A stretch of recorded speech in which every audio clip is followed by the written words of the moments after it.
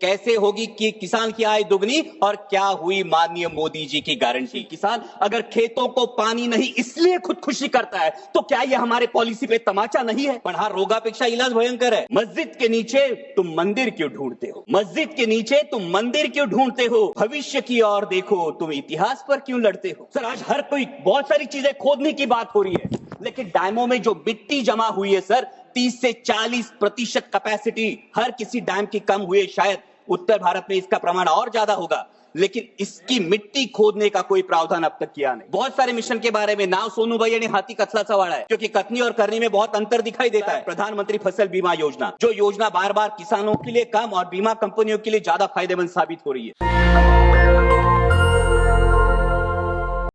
जय शिवराय अध्यक्ष महोदय, सबसे पहले मैं महात्मा ज्योतिराव फुले को अभिवादन करना चाहूंगा, कारण महात्मा फुल्यांनी लिहिलेला शेतकऱ्याचा असूड हा सरकारच्या अनेक धोरणांवर ओढण्याची आता वेळ आलेली। अध्यक्ष महोदय, जहां देश की 2/3 आबादी खेती पर निर्भर है, वही खेती के लिए आवंटन है मात्र 3.1%। मार्केट इंटरवेंशन स्कीम हो या फिर प्राइस सपोर्ट स्कीम हो, उसके लिए आवंटन है 0।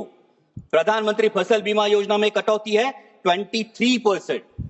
अध्यक्ष महोदय, माननीय प्रधानमंत्री जी ने महाराष्ट्र में आकर किसानों को गारंटी दी थी सोयाबीन को 6,000 रुपए प्रति क्विंटल दाम देने की, लेकिन एमएसपी मिली 4,800 और उसमें भी एमएसपी पर जो खरीद हुई वो खरीद है मात्र 20%। बाकी 80% किसानों को अपना सोयाबीन 3,500 4,000 में बेचना पड़ा, जहां की लागत का खर्चा है 7,000 रुपए प्रति क्विंटल। तो कैसे होगी कि किसान की आय दुगनी और क्या हुई माननीय मोदी जी की गारंटी? अध्यक्ष महोदय, अभी सरकार सोयाबीन के दाम बढ़ाने के लिए एडिबल ऑयल्स पर इंपोर्ट ड्यूटी लादने की बात कर रही है, पर हा रोगापेक्षा इलाज भयंकर है, क्योंकि उससे सोयाबीन के दाम नहीं बढ़ेंगे, उससे सिर्फ बढ़ेगी तो महंगाई बढ़ेगी।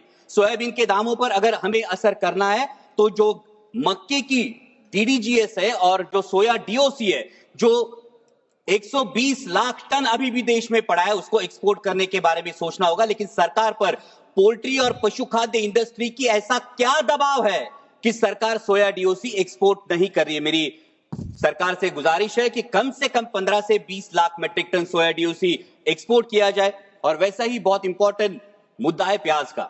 जब प्याज को एमएसपी देने की बात आती है तो सरकार कहती है कि प्याज जीवनावश्यक वस्तु नहीं है, लेकिन जैसे ही किसान को 4 पैसे मिलने का अवसर निर्माण होता है तो सरकार निर्यात पर पाबंदी लगा देती है, निर्यात शुल्क लाद देती है और कहती है प्याज तो जीवनावश्यक वस्तु है। अध्यक्ष महोदय, हमारे देश में कई समाज ऐसे जो कभी भी प्याज नहीं खाते। हिंदुओं में भी चातुर्मास में 4 महीने प्याज नहीं खाया जाता, तो फिर प्याज जीवनावश्यक वस्तु कैसे हुई? अध्यक्ष महोदय, अगर ग्राहक को एक औसतन अगर कंजम्पशन देखें तो 5 से 6 किलो औसतन कंजम्पशन होता है। 60 रुपए किलो में भी अगर प्याज खरीदना पड़ता है ग्राहक को, तो भी सिर्फ 300 350 रुपए उसका खर्चा होगा, जो आपके मोबाइल रिचार्ज से भी कम है।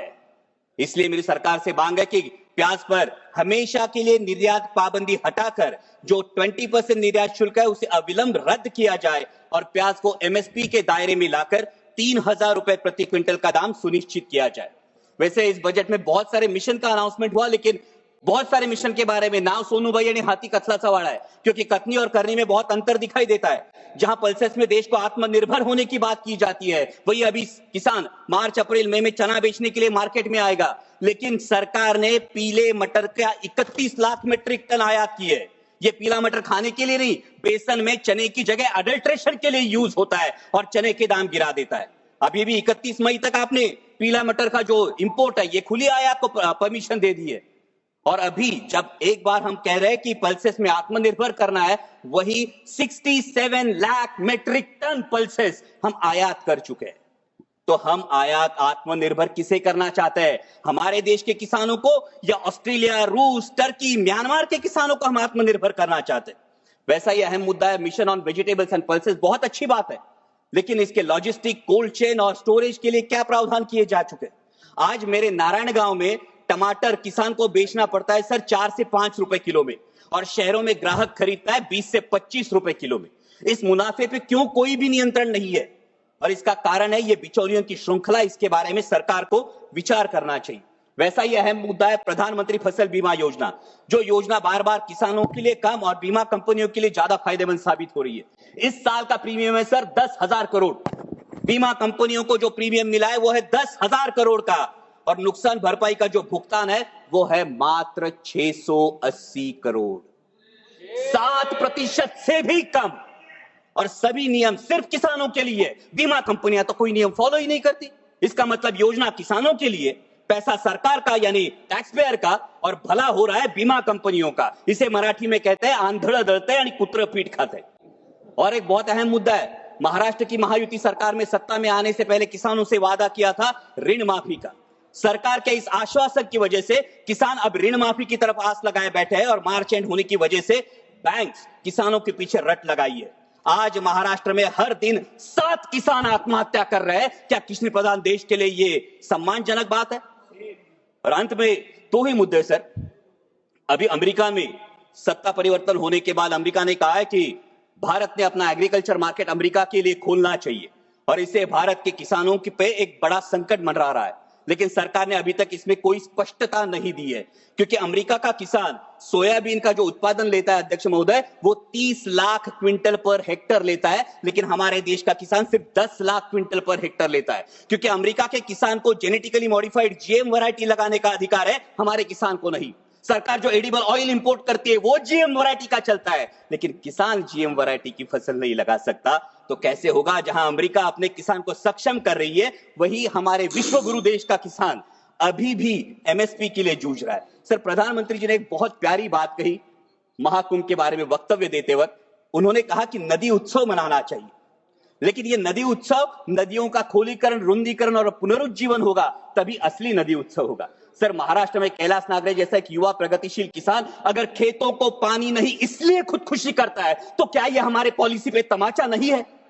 सर, आज हर कोई बहुत सारी चीजें खोदने की बात हो रही है, लेकिन डैमों में जो मिट्टी जमा हुई है सर, 30 से 40% कैपेसिटी हर किसी डैम की कम हुई है। शायद उत्तर भारत में इसका प्रमाण और ज्यादा होगा, लेकिन इसकी मिट्टी खोदने का कोई प्रावधान अब तक किया नहीं।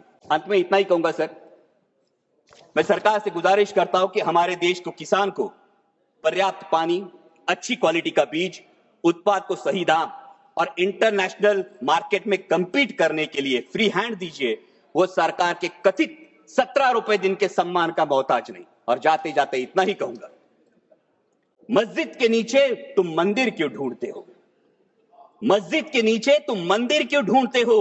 भविष्य की ओर देखो, तुम इतिहास पर क्यों लड़ते हो? ठीक है, वो लड़ाएंगे भड़काएंगे, वो लड़ाएंगे भड़काएंगे, लेकिन राष्ट्रहित का रुख तू कर।